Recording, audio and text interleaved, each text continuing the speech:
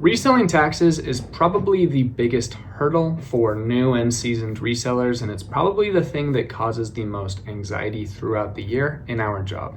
But it doesn't have to be that way. I'm going to go over some simple tips and tricks and guides on how to accurately do your taxes and make it as stress-free as possible throughout the year. I guess we'll call this first portion of the video laying the foundation. There's a few things that you want to do to make your tax life easy and simple.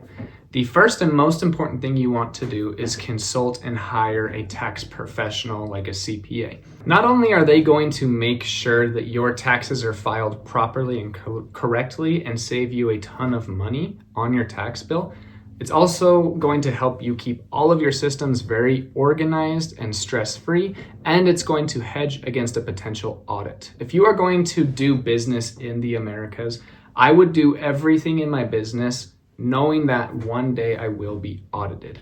It's probably going to happen eventually.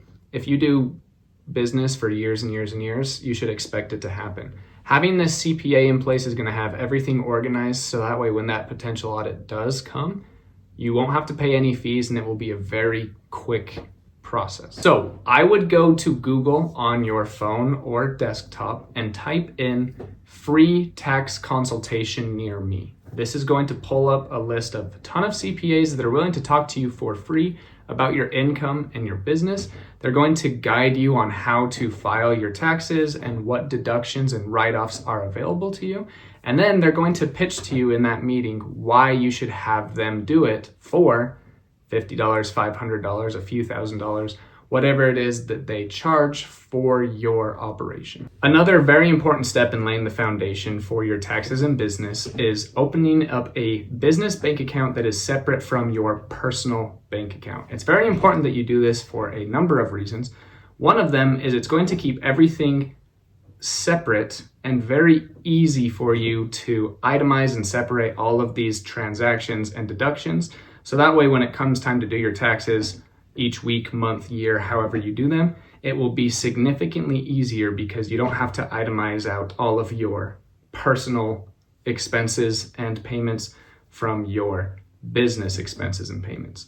It's important that every penny that you make from your reselling business and other businesses go to that business bank account, and they do not go to a personal bank account because things get very sticky. Here's a perfect example of what I'm talking about.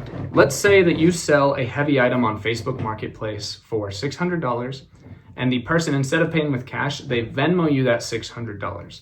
It's very important that you transfer that $600 to your business bank account, so that way it counts against your top line revenue, and then all of the deductions associated with that transaction and with that business as a whole can easily be deducted. If that goes into your personal bank account, it's going to be hard to do that. So let's say you sell that item on Facebook Marketplace, they Venmo you that, and then the next day, you and your wife and some friends go out to eat. And instead of everyone doing separate checks, you decide to pay for everyone's bill on your credit card, and then your friends Venmo you their portion of the bill. If you put that personal money from your friends into your business bank account, you are going to have to later itemize and deduct that and declare it as personal, and it's going to be a huge headache and mess for you to do that. Or you are going to be lazy and it's just going to count in your top line revenue, and you will pay taxes on money of someone else paying for food that wasn't even an increase or an income for you. And that is awful. You definitely do not want that to happen.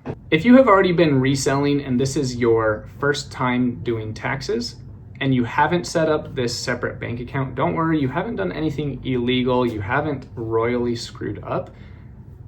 It's just going to be a lot more sticky and complex separating everything out. This is why it's ultra important as well, especially this first year, to hire that CPA to make sure all of this is taken care of. So if you haven't opened that business bank account yet, do it today. And then don't worry about the past, just clean it up with your CPA and then make sure you're using this bank account moving forward. The next step in laying this foundation for your business and taxes is getting a business credit card that you only use for purchases within your business, and you never make purchases for your business with a personal debit or credit card and you never make personal purchases with your business debit or credit card. Now, this is what I do in my business. I really recommend this, is getting a business credit card. I have two. I'm going to link in the description both of them. I can't remember if it will be two separate links or if it will just be one link that has both of them in it, because they are both the Chase Inc. business cards. The first one that I recommend all of you definitely get is the Chase Business Preferred card, because it has ×3 points on all shipping labels. I spend hundreds of dollars in shipping every single day. You guys are resellers. You will be spending money on shipping labels every single time you get a sale. So you are already spending that money. Why not get rewarded for it?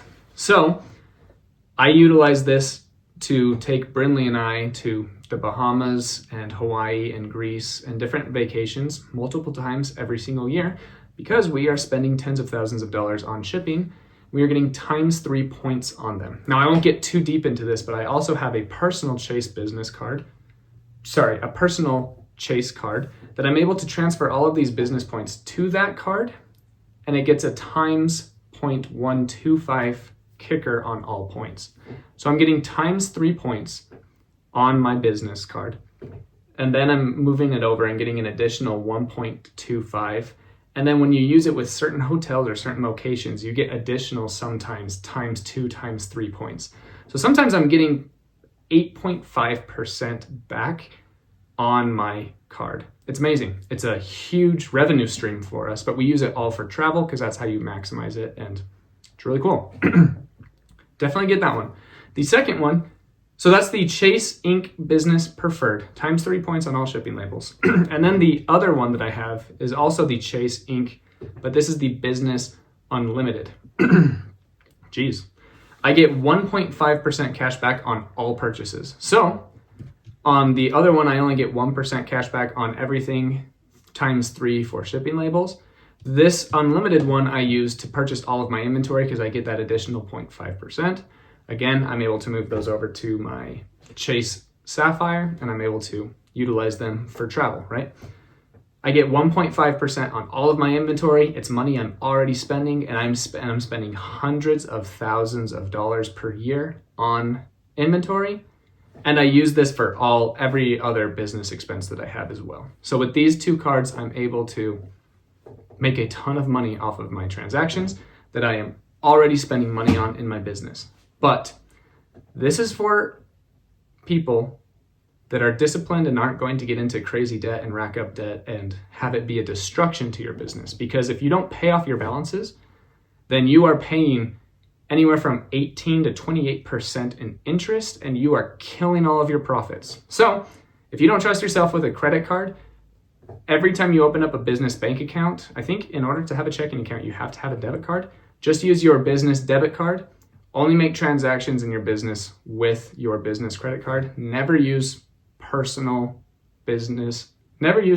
debit or credit cards in your business. Not only are you guys going to be getting these huge benefits on money you are already spending in your business, it's also going to keep everything ultra organized. So that way, when you have your top line revenue, you will easily be able to deduct all of your expenses because it's all on your business card.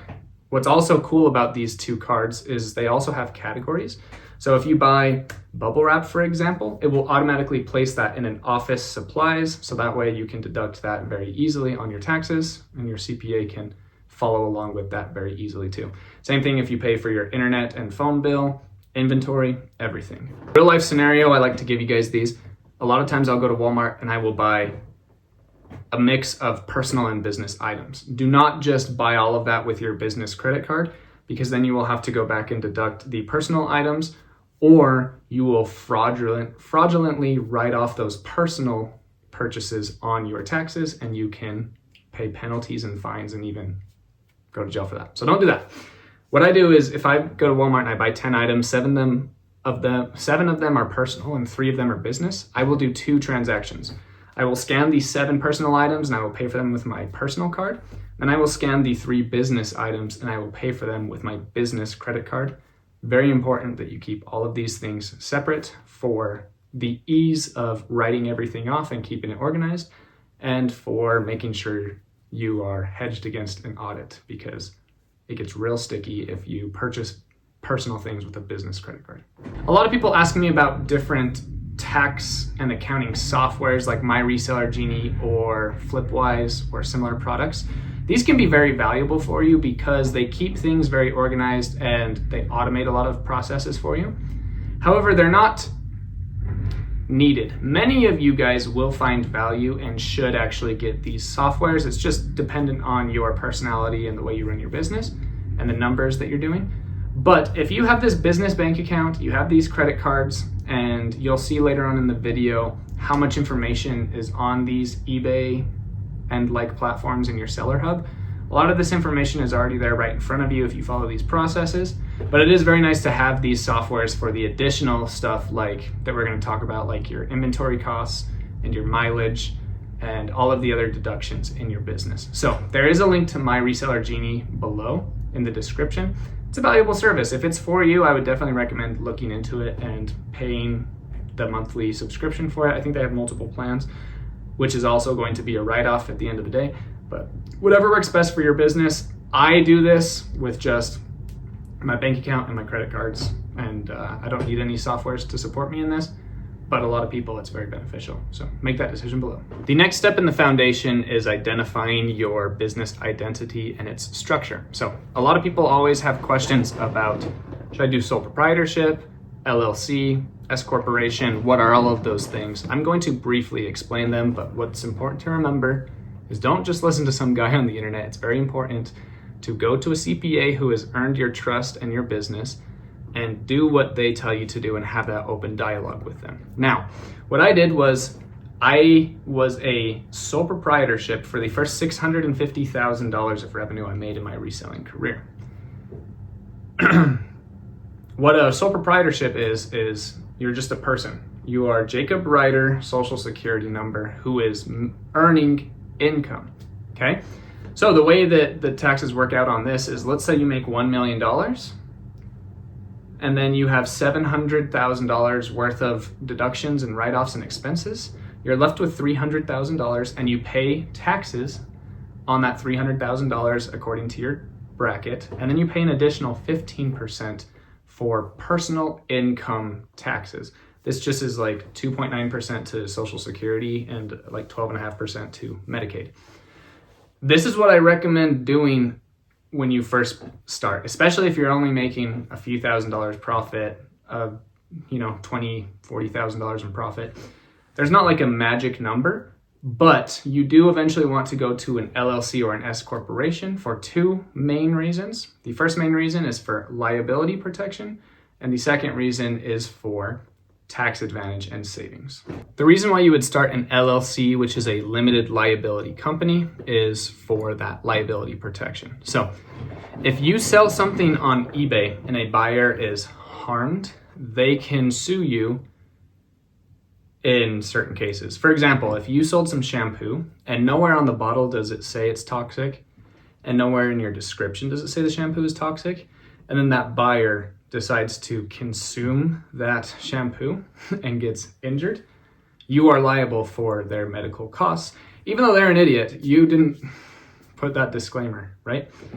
If you are a sole proprietorship, and this is in eBay's terms of service, it says that the seller is held liable for anything that happens to the buyer. Don't let this scare you. Again, I stayed sole proprietorship for a very long time. I never ran into these issues. I'm sure there are people that have. If you have had those experiences, put them in the comments below.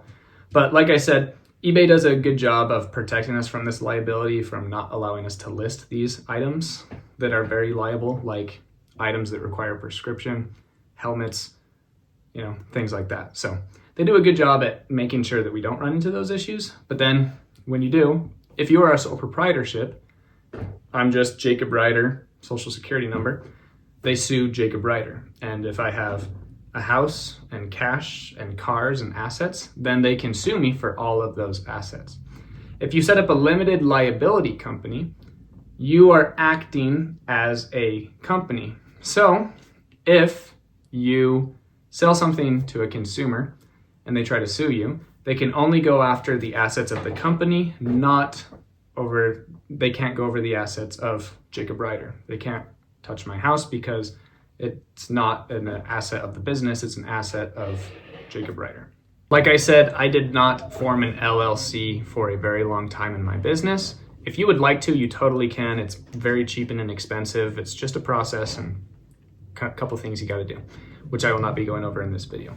Now, the reason why you would go S corporation is for a few different reasons, and this is what I did. So I have an S corporation, and I am an employee to that corporation. The reason why you do this is because of that 15% in self-employment tax that I talked about. You are no longer a self-employed individual. You are actually an employee to your corporation, so you don't pay those additional 15% in taxes. So once you start making a certain amount of money, you're going to want to go and file an S corporation. There's no magical number here. This is why it's important to talk to your CPA and discuss when you guys want to make that move. Again, the reason why you want to do this is because you're going to save 15% on your taxes because you are no longer a self-employed individual. You are working for your corporation. All you do is you set up I forget the word for it, a reasonable salary for someone at your position where you live working for your business. So let's say, again, in this example, you make $1 million. You would pay yourself, let's say, $100,000. And of that $100,000, taxes is already being taken out of that. So you don't have to pay additional taxes on that $100,000 at the end of the year. So that $100,000 comes off of your income. So now you're at $900,000. And then the same example, you have an additional $700,000 in expenses. Now you have a $200,000 of profit that you need to pay taxes on. Because this is taxed as a corporation, not as an individual self-employed person, you're not going to pay that 15% in taxes. That's why you would do this S corporation, is for that 15%. But all of these processes are quite complicated. So like I said, paying yourself your salary, you have your taxes and possibly retirement benefits and 401ks and things like that taken out already before it hits your bank account. And it's very hard to do that yourself. And usually you have someone do that for you, like ADP or Oracle or different organizations like that. So I pay $1,000 per month for this service. So it's another $12,000 of expenses in my business. And that may not make sense to you. If you're only making a couple $1,000s profit per month, and then you have to spend $500 to $1,500 on payroll and automation, then saving that 15% in taxes isn't going to make sense because you're spending more on those. So it's important to talk with your accountant to make sure that these numbers actually work for you. But this is definitely a place where you eventually want to get, if you want to grow your business, you want to file that S corporation to save that 15% in taxes. And this is where you also are able to give yourself retirement in a 401k. You're able to do a ton of different tax advantages, through an HSA account, through a ton of different ways, and it opens up a ton of new write-offs and deductions for you. For example, you can set aside money for retirement that you can deduct from your revenue and pay less in taxes. All right, now that the foundation is laid, it's the moment you've all been waiting for. Let's see how much we are going to pay in taxes. So first thing you're going to do is you're going to go to your eBay Seller Hub and you're going to click on your Sales tab. And then we're going to see what our revenue is for the year. Now there's still like 10 or 12 more days left in the year, but we're just going to assume this is how much I made for the whole year. They keep going back and forth on this, whether it's going to be $600, $5,000, or $20,000. But once you make a certain amount of money on eBay, they're going to send you and the IRS a 1099-K with the total revenue you made on their site. So for me, that was $145,644.82. This is the number that they're going to send to the IRS, and this is the number that the IRS is expecting you to pay taxes on, unless, of course, you tell them all of the costs associated with your business, known as write-offs and deductions, okay?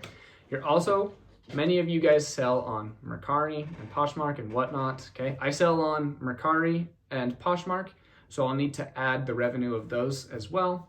the tens of thousands or whatever they are. And then also I sell on District. And then, unrelated to most of you, I also make money off of, YouTube and TikTok and Facebook and all that stuff. All of that is underneath my J-Ride Media LLC, and it's all going to be the same top line revenue. So you're going to add up all of those numbers, but for the sake of this video, we're just going to do this on eBay. So you have $145,644.82. The first thing that we're going to deduct is our selling costs. Okay, eBay makes this very simple for us. These are all of our fees and our shipping labels. Now, I do all of my shipping labels, the majority of them, off of eBay on Pirate Ship. So I have this total cost in shipping labels over here. So at the top, you have $145,000. I'm going to minus out $28,466.48 for my fees. And then another line, I'm going to deduct $26,759.35 for shipping labels. Then we're also going to deduct right here, collected by eBay, these taxes. This is sales tax. This money never even goes to our bank account, but it is in this huge number that eBay reports to the IRS. So you definitely want to deduct that out. Don't pay taxes on money you've never seen, okay? So we're going to deduct that out. Now eBay does this for us right here. It took out this almost $9,000 and this $28,000, and we're left with $108,294.78. Then from that, I'm going to deduct this $27,000.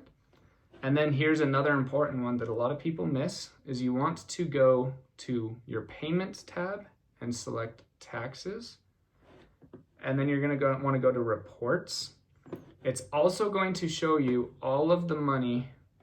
I got to do a custom one for this year.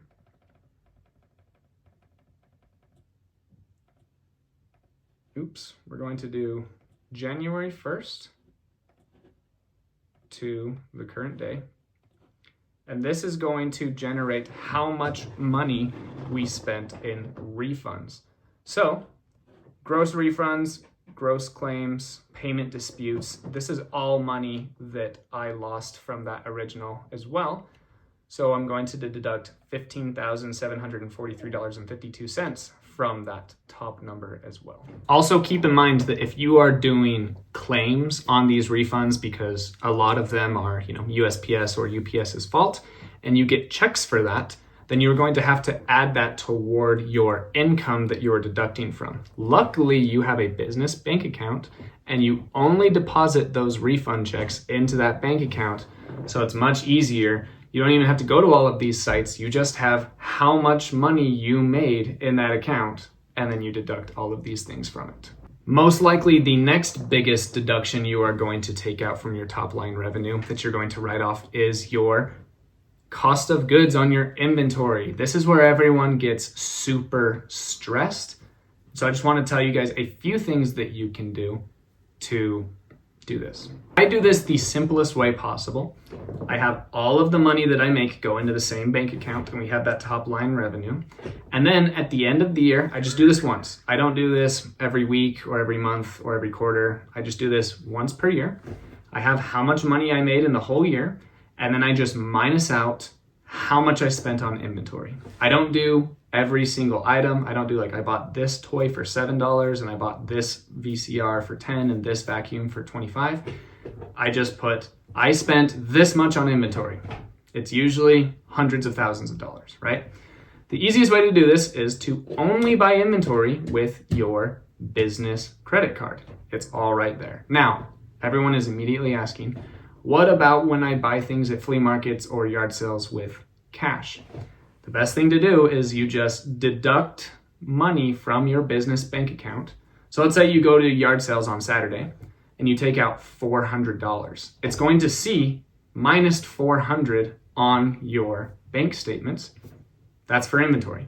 If you don't spend all $400 at yard sales that day, put that cash back into a secure place in your house, and then next time you go to yard sales, only use that cash. Once that cash runs out, take more money out of your bank account, make sure it's from your business bank account and it's just that solid number, and you can just deduct that number and you place it under inventory.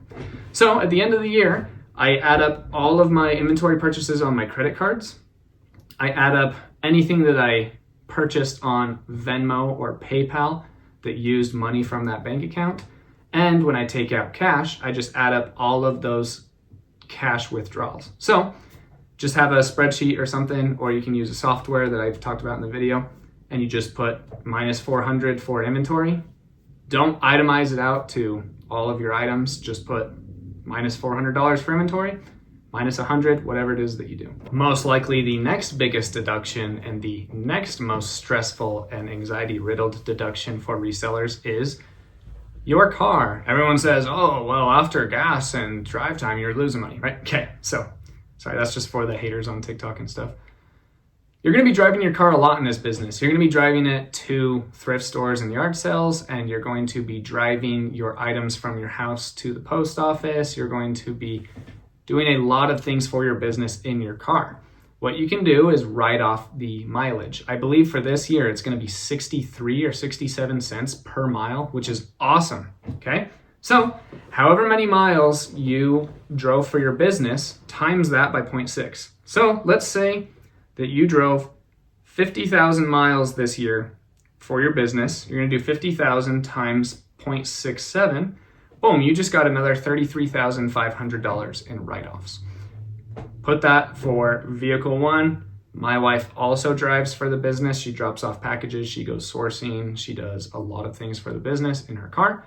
So, vehicle two, however many miles. Now, a lot of people say, well, how do you do the miles? There's a ton of different ways. Again, don't do what I say. This is all for entertainment purposes only. Consult a tax professional.